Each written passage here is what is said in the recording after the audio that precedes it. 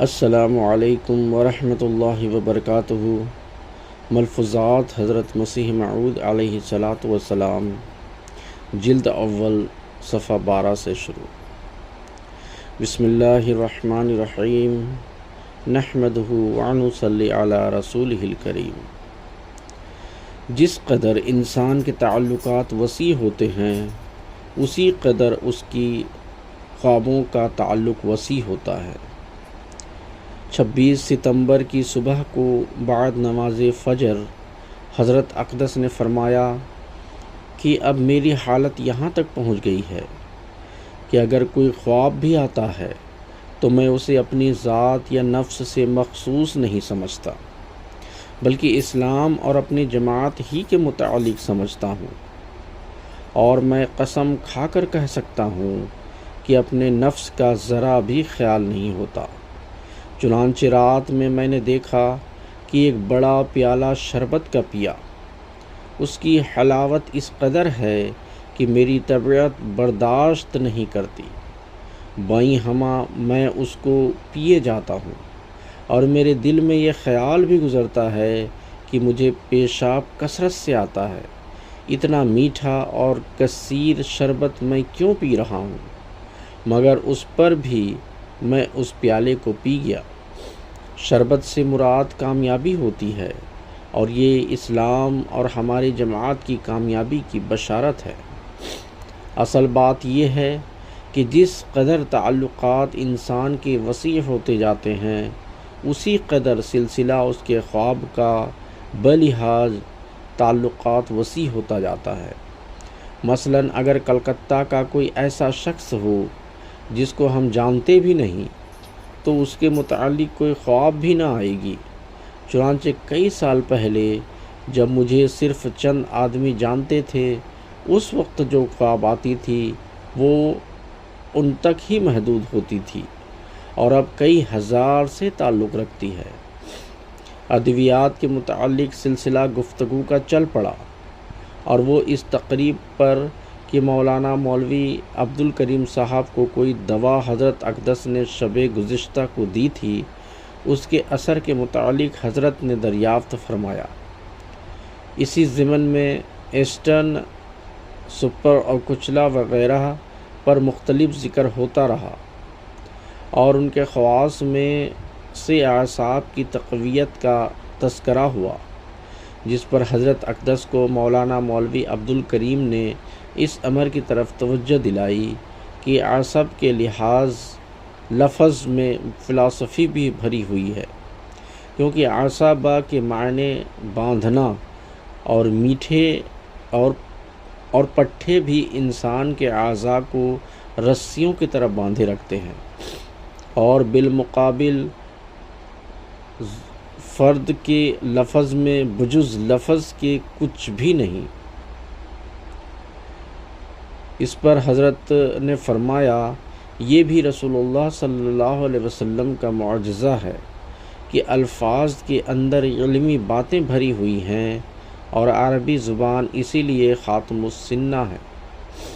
چنانچہ قرآن جیسا عظیم الشان معجزہ رسول اللہ صلی اللہ علیہ وسلم کو دیا، اس لیے اس کی عظمت علمی پہلو سے بہت بڑی ہے۔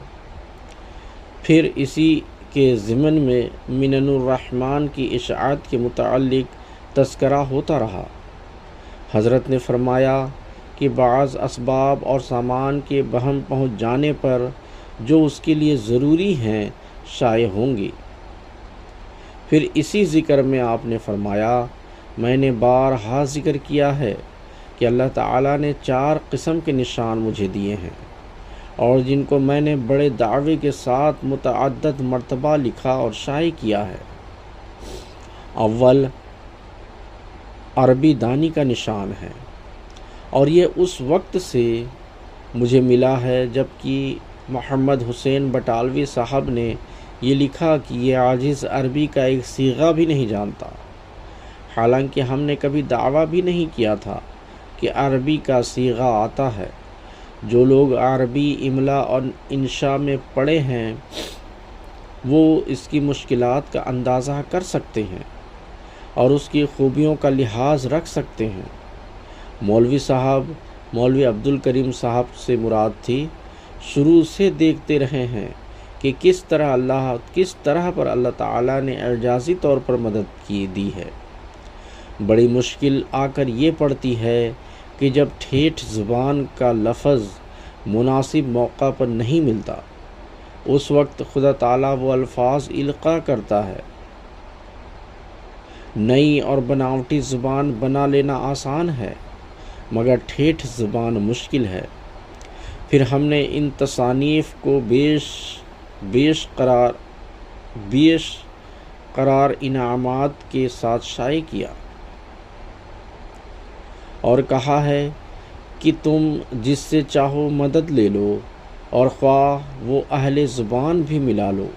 مجھے خدا تعالیٰ نے اس بات کا یقین دلایا ہے کہ وہ ہرگز قادر نہیں ہو سکتے، کیونکہ یہ نشان قرآن کریم کے خوارق میں سے ذیلی طور پر مجھے دیا گیا ہے۔ دوم، دعاؤں کا قبول ہونا۔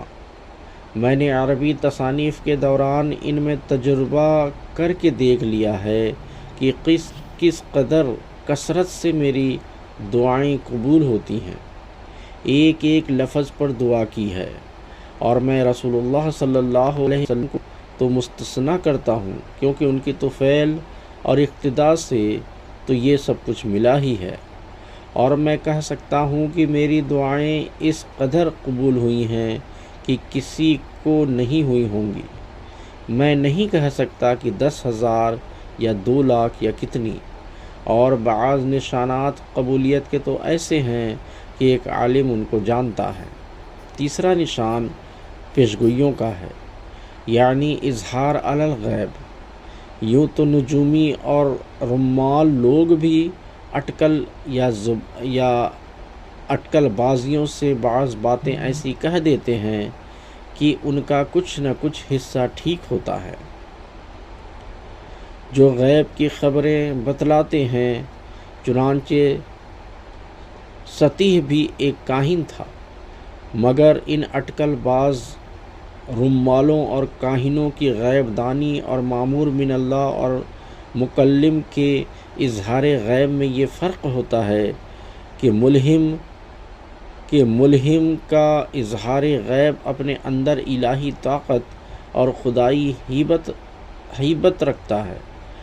چنانچہ قرآن شریف نے صاف طور پر فرمایا ہے، لا یظہر علی غیبہ احدا الا من ارتضی من رسول۔ یہاں اظہار کا لفظ ہی ظاہر کرتا ہے کہ اس کے اندر ایک شوکت اور قوت ہوتی ہے۔ چوتھا نشان قرآن کریم کے دقائق اور معارف کا ہے، کیونکہ معارف قرآن اس شخص کے سوا اور کسی کو نہیں کھل سکتے جس کی تطہیر ہو چکی ہے۔ لا یمسہ الا المطہرون۔ میں نے کئی مرتبہ کہا ہے کہ میری مخالف بھی ایک صورت کی تفسیر کرے اور میں بھی تفسیر کرتا ہوں، پھر مقابلہ کر لیا جائے، مگر کسی نے جرأت نہیں کی۔